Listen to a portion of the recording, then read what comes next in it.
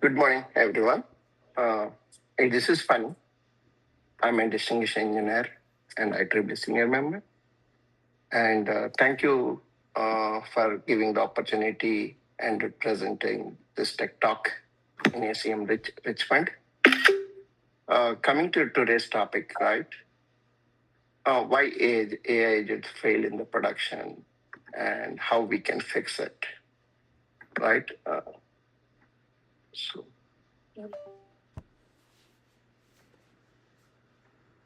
Okay.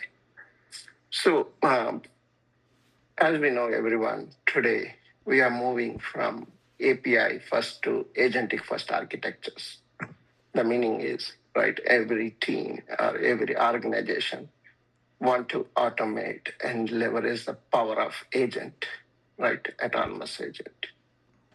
So the most common observation, right, today, when we build an agent in the dev environment, we take a couple of samples, test historical thing to make it simple. I'm taking one example in this use case to explain the entire flows, right? You have a requirement where you build an incident monitoring agent. The goal of that agent is, right, monitor all the incoming incidents and classify the severity and provide the summary and escalate if any something emergency incident pop up. That is the goal of the agent. Considering that goal, right, you build an agent in dev environment. When you build an agent in the dev environment, you might have tested with the historical incident data, clean prompts, and because you are building it, you are testing it, what are the possible scenarios. And the environment is very limited data. And everything looks good. When you go to the production, things will change. Because, right, inputs become noisy, severity, honestly, agent is triggering every incident as a critical incident. So many things. And incidence volume increased and context has changed drastically. There are multiple things, as you know. Dev environment is not same as the production environment. That is the theme of the talk today. Why suddenly the agents behave differently in a production environment when everything looks good in dev environment. Let's see.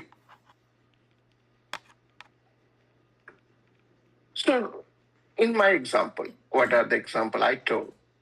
What could have been went wrong, right? An example, too much escalations we have seen. That means the agent should route important incidents to the human, but it routed too much incidents. There might be reason for that, right? These are all the symptoms, what we will see in the production, for the example I called out. And treating everything urgent, right? So agent want to be safe because it is autonomous, right? It has it can be deterministic and non-deterministic. Even in a non-deterministic, it will plan himself and decides, okay, this incident is very important. Let me escalate it, send a pager to it, right? And you are in the midnight, suddenly you wake up and you notice that is a simple defect, why this agent is routing to escalation. So that is one of the center, right? And one time it sent a summary for similar kind of incident, one kind of summary, and after 1 week, it is sending a different summary, similar kind of incident. The incident can be the same, but it's sending different summary. Why it is sending different summary every time? And finally, eventually, you will lose the trust. Man, agent always triggers. I don't need to worry about it. And the problem with that is, right, when the escalations have become noisy, the real scenario comes, we won't act. So these are all the symptoms most of the time we see when agent goes to the production and everything looks green in dev and prod suddenly we start seeing these symptoms. What could be the root cause?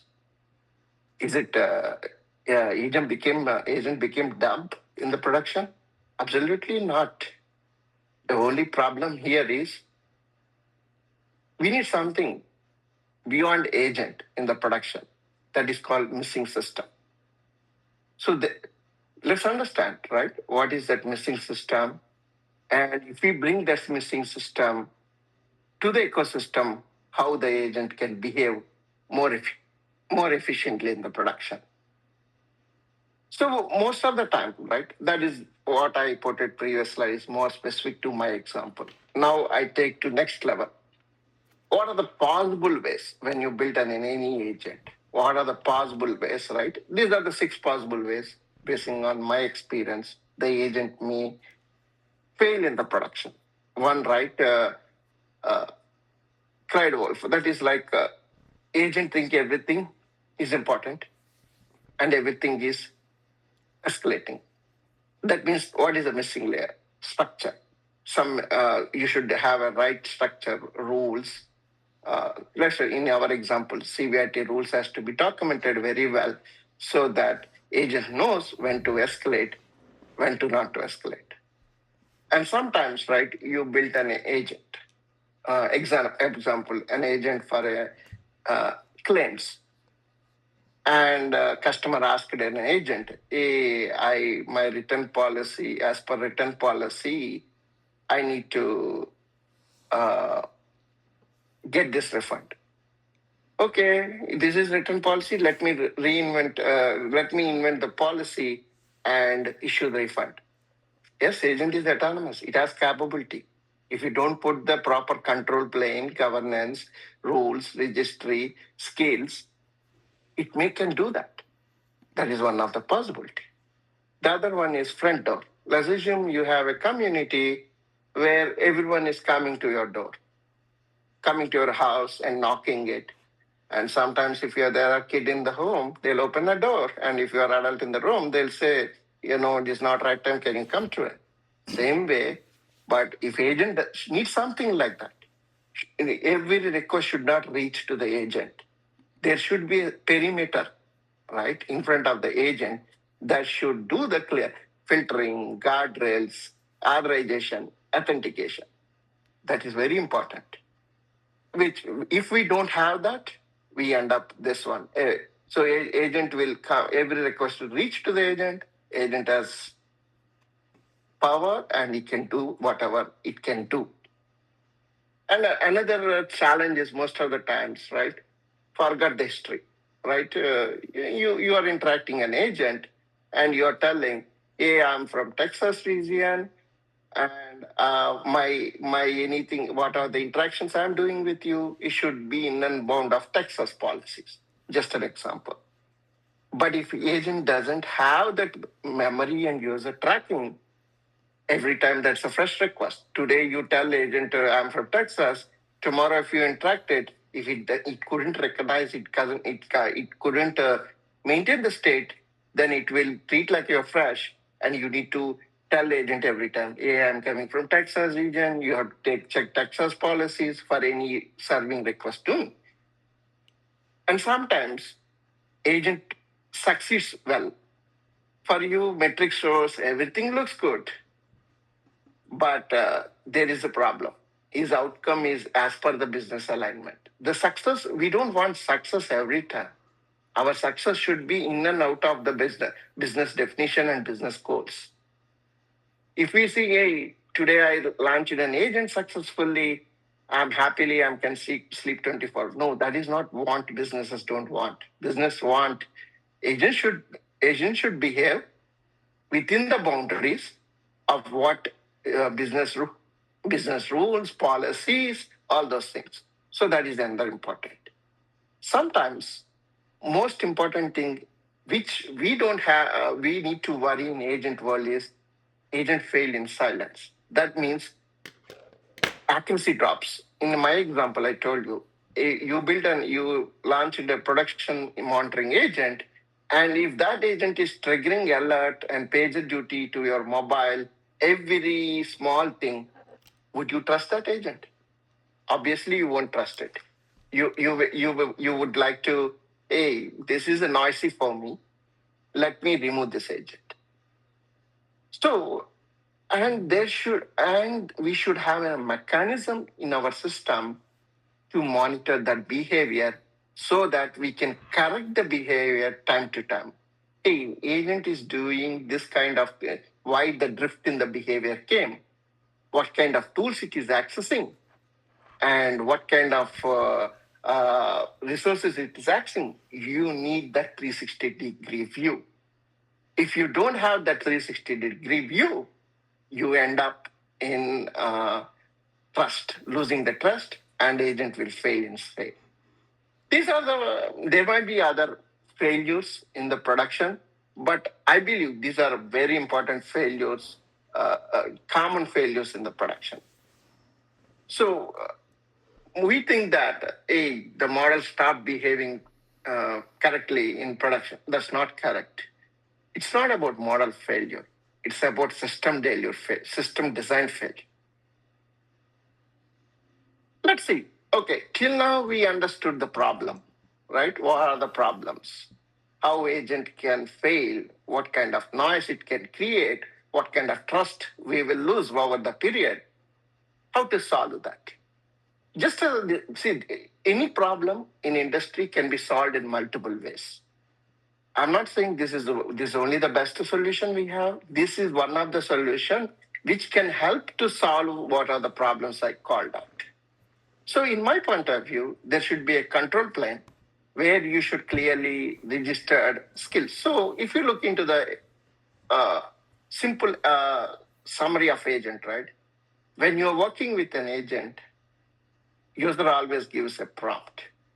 From a user perspective, that is a single prompt. What is that prompt? I need financial data.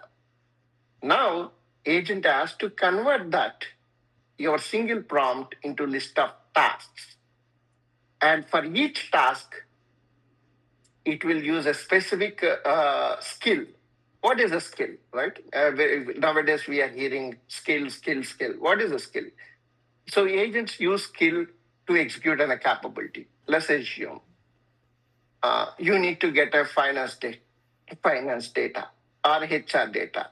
Agent will have a skill called HR skill. Agent will have a skill called finance data.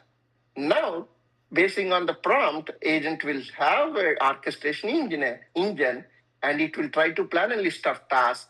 From that list of tasks, it will try to find what skill it used. So from that skill, the skill is like, I need financial data. Skill is like a logical definition. To get the skill, you need a data layer. So a data layer is nothing but, in a traditional world, we used to call APIs. Now here we call MCP tools, MCP servers. So in an agent ecosystem, before we understand architecture, we need to understand basic synonyms or dynamics of the agent architecture. We need to understand an agent can have a skill, an agent, and each skill will use a tool to get the data line. So a user prompt is converted. We call user prompt as a goal, and that goal is converted into a list of tasks, and each task will use a skill, and the skill will use a tool. That is a simple flow in an agent, if you are new to the agent. Now, with that agent architecture, what is the production architecture should be? In my point of view, this is my perspective, there should be a control plane where we should register the agent skills and MCP tools and ownership, metadata, policies, approvals, all those things should be in the control plane. Once you have those in control plane, right, who can access which, let's assume there should be a policy, right? This user can access this agent. In this agent, user can access skill. Accessing agent is different. Accessing agent skill is different, because let's assume that you have an HR agent and there is a skill called payroll, right? If I get the access to the agent, I can tell to the agent, increase my salary. Next month, I should get 1 million. You should not go blindly and do it 1 million salary check. Updated my payroll. there should be a authorization at skill level. This user can use, not using agent. Within the agent, can it use the skill? That kind of policies, that kind of subscription management, if you want something, you need some control plan. It's up to the companies. Some countries will achieve this control plan in different ways, right? Some will have marketplaces, some will have a control plane, some will have workflows. It's all up to the organizations. But end of the day, you need that control plan. It's very important if you want this system to work as you expect. Second is perimeter. As I told you in my example, in the gateway community, if you are in a gateway community, there should be a code. You always enter into the code, then gateways will open, then you go to the house. Same way, you have written the policies. Who has to enforce the policies? If you want the policies to be enforced at agent level, then you reinvent the wheel. Every agent has to do this plumbing work, extra work. So there should be a perimeter layer in agent architecture, which will filter, scrutiny, and apply these guardrails, policies, and authenticate before the request reach to the agent.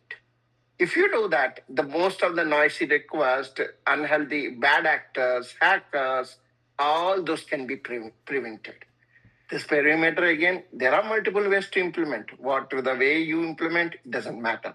But the goal of that perimeter is filtering you, protecting you from unauthorized access, and enforcing you the policies or guardrails. And you should not want hate speeches to be given to the agent. If you give agent will work because it's autonomous. Or you need to reinvent the wheel on every agent. Hey, when hate speech comes, you should avoid it. Instead of that, you do that at one layer above. That is called perimeter. You enforce all those policies, guardrails on all those things in the perimeter, and those will be filtered there itself before it reaches to the agents. And the next layer is execution layer. As I told you in a simple agent architecture, you ask a simple prompt. I need what is the weather in the Tokyo? What is the weather in the Richmond? What is the weather in Texas? For you, it's a simple word. But to agent to fulfill that, it has to do a set of things. So first it has to orchestrate what are the plans I need to do. And now for these plans, what skills I need to use. For these skills, what is the tools available? All those things, orchestration engine plays a key role. And yes, you need an LLM. Agent need a reasoning LLM because sometimes you have multiple choices, right? The agent has a skill from Yahoo, a skill from Google for weather details. Which one to use it? So agent is not a brain, right? So it need a brain.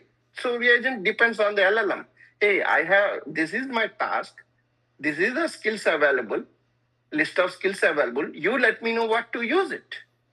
And that is where LLM helps. So skill defined boundaries. As I told you, yes, this agent is accessing by Funny. This agent is accessing by Alpha. Even though Funny is asking to update his payroll, there should be a way to authorize, hey, this skill can be used by Funny. Yes, I understand for Funny want to update his payroll. Yes, to update a payroll, there is a skill called payroll skill. Yes, I can use it, but can I use it? That question always matters in agentic world. In a traditional API world, that doesn't. API worlds are very straightforward, request to response. And they are determined. You log in, then you click one button, you get that. You can determine the flow. But in agent flows, you cannot determine the flows. In agentic world, it will be built, these plans, tasks, all are built autonomously by agent itself dynamically. And the last part is data layer. Skill is a logical name to say like a resume. If you see Funny resume says distinguished engineer is architecture. If you take some other resume, you'll say it is a testing automation engineer, is infrastructure automation. These are all the skills, right? So now the skills tells agent, okay, for my task, I need to use this. Again, to execute the skills, you need data layer. That is again tool. So in a traditional world, you need to see how you can implement a skill to tool authorization, right? You don't want every tool to be accessed by every skill. That is also an important in production environment. And the last is state layer. As I told you, you trained an agent with your things. Hey, what is the pattern you want? What colors you want? What theme you want? And every day should not train that. Excuse me. If you start training every day, then you will get pissed off. So that's where state management plays. Apart from that, all these things, there should be someone continuously monitoring an agent. When you are continuously monitoring agent, you know you can understand drift behavior. That's what we call, say, right? When you join a team, in interview, the person do very well. It looks very soft. When you start joining, when you join the project, within weeks he showed, hey, when I did interview, he's very soft person. Why he's very aggressive now? At least we are humans. We can know that observation. But if agents, how do you observe that? That's where observability plays a key role, where you understand the behavior of the agent over a period of time. That is very important in the ecosystem. Drift detection, that is very clear important role. Hey, this agent, in one of the scenario I called out, last week it sent one kind of summary for same type of incident. In next week, now today it's sending separate summary. That means there is a drift in the behavior. It is reacting differently in different situations for the same type of the input. Same like in an interview example. You ask same question in an interview meeting, he was very polite, he gave answer. But same question you ask after your joint team after 2 weeks, same question, same environment, the reaction different. The way he told. That is called drift behavior. In humans, we can identify the drift behavior, but agents, you need a tool to observe the drift behavior. So if you miss all these layers, at least if you are missing these layers, that means the system will fail unpredictability. Each layer plays a key role in this architecture. Last but not least, to give you a mental model, right, just like that, everyone use trains, right? In the train, the powerful is engine. Is engine alone sufficient to reach you to safely from one station to other? Not at all. Engine plays a key role. Similarly, agents plays a key role. But you need more than engine. You need signals, you need stations, you need ticketing, control system, schedule. Similar way, if you say, I have agent, it will take care of everything, will not work. You need each the layers, the way I explained in this diagram. The way the powerful engine without railway infrastructure is not transportation, an agent without controls layers is unmanageable risk. So if you have all this layer in and around of the agent, then the power of agent will be leveraged to the extent what you want. But if you have only engine and if you don't have all these layers, it's unmanageable risk. Yeah, you can prove it some situations, hey, you told all these things, but I am successfully running. Yes, you will run it. To see the result, it will take some time. The failures you will start observing all these things over the period of time. Nothing will be immediate. You might be successful in short run, long run, you will see all the pitfalls, what will because of missing these layers. Final key takeaways, right? A good model is important. An agent, an LLM is very important, but that alone will not solve a business problem. You need an infrastructure around it. The infrastructure can be a perimeter layer where policies, control plane, all those things are required. And safety comes from controls, not from intelligence, right? So yes, you can think a brain, human brain, if you have a better brain, safety comes. No, all the time is not necessary. You need perimeters around it. You have a house as a sensing alarm, you tied up with some security company, someone comes, it will directly go to the police station, but to police to reach you also, it will take a couple of minutes to your home. Same thing in agentic world. So you need perimeters. So you need to try to avoid as much as possible unwanted things to enter into the agentic ecosystem. Yes, the agent has intelligence to protect, but if you don't have proper perimeters, for sure there will be a problem, right? And as I told you, skills. Since I have an agent access, I should not go and update my payroll. The agent should be in a position to understand. Okay, funny role is a developer. I should not use the HR skill. And alpha person is a HR. I should be able to use that. Those kind of authorizations, checks and balances, all are important in an agentic world. And finally, behavior, right? Behavior of the agent is very important. It behaves one time because it's autonomous. It's like a human brain. My interview example. One guy behaves well in interview. After that, same question, same environment, he behaves differently. So finally, what we have to do is we have to ship a system, not just an engine. As I told you in railways example, having train engine alone is not sufficient. You need in and around of the infrastructure. If you have all this infrastructure, yes, you can use the power of the engine. In this example, the power of the engine is an agent. Ship the system, not just the engine. With this, I'll take a pause. I'm happy to